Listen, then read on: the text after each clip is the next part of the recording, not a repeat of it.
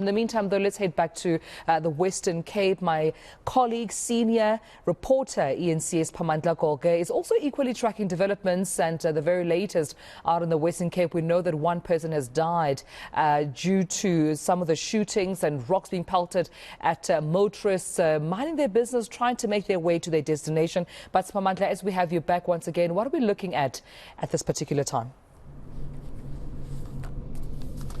You are looking at a number of minibus taxis being impounded here by the City of Cape Town Traffic Enforcement, and a number of them are being impounded. This is closer, or we are right now traveling from the side of Cape Town International Airport, which was blocked earlier this morning. Thousands of people couldn't make it to the airport simply because a number of taxis had blockaded the road leading to one of the busiest airports in Africa. And what you are seeing right now, my colleague Mario showing you visuals of these taxis that have been impounded by the traffic law enforcement officers here. They are being taken away. There is still a number of them left that they will continue to impound in a number of locations in and around the city of Cape Town. It's tragic what has happened in this city.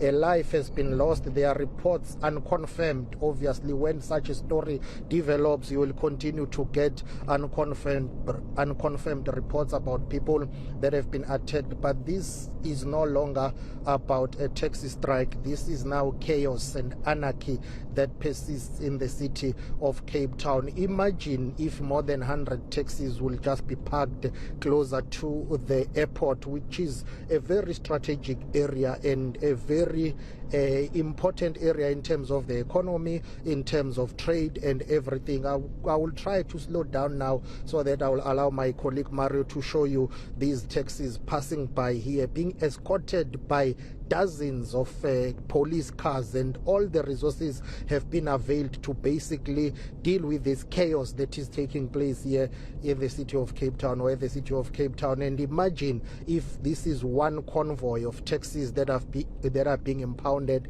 Imagine what is happening in other locations across the city. Law enforcement authorities continue to chase shadows here. They get calls that another location, there are flare-ups that are happening there. They will rush to that location and also be redirected, and it takes a lot of time to mobilize the resources to impound these taxis. It's not an easy thing to do. It's not an easy business to execute, and it comes at a cost to the city of Cape Town. Look at the number of taxis that are being towed away, taken away, simply because they have been parked and to blockade the roads, and then they were left just like that. And there are a number of empty tow trucks that will continue to go and look for other taxis. I'm going to try and make my way to the other side and show you, a clearer picture of what is happening here. Basically, there is no movement on this road. What you are seeing is the visuals of taxis being impounded. Other road users are unable to use this road. They are unable to commute. They are unable to travel simply because taxis are being towed away. Taxis that were used to blockade the road and cause chaos and instability in the city of Cape Town. And this will be continuing throughout the day. You will continue to see what is happening here. We will try and catch up with some of those taxis that are in front of us, and law enforcement is fast running out of time because they need to go to a various number of locations. Earlier on, we were just outside the N2 where we saw a body of a person who had just been killed. We do not know the full circumstances surrounding that. We do not want to speculate. An inference has been drawn that it could be linked to what is happening with the ongoing taxi strike.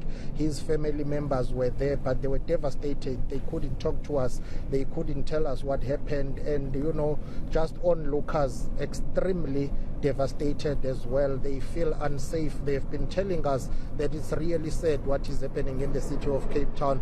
More than 280,000 school children unable to go to school simply because there is no public transport to do so, and a number of people unable to go to work simply because there is no public transport to take them there. People unable to go to the Cape Town International Airport because the roads leading to the airport were blockaded, and It's something that worries many people with the World Cup of the netball that was taking place in the city of Cape Town. Many international tourists would have visited Cape Town, but they were unable to leave the city of Cape Town this morning. Even domestic travelers, people who had come to Cape Town to visit, they were unable to do so this morning. They were unable to leave. I don't want to make a case study about myself, but eNCA also was heavily affected. My colleague Hlonim Timkulu, who was covering that World Cup, she couldn't make it out, and she had to interview a number of people who were stranded going to the airport. So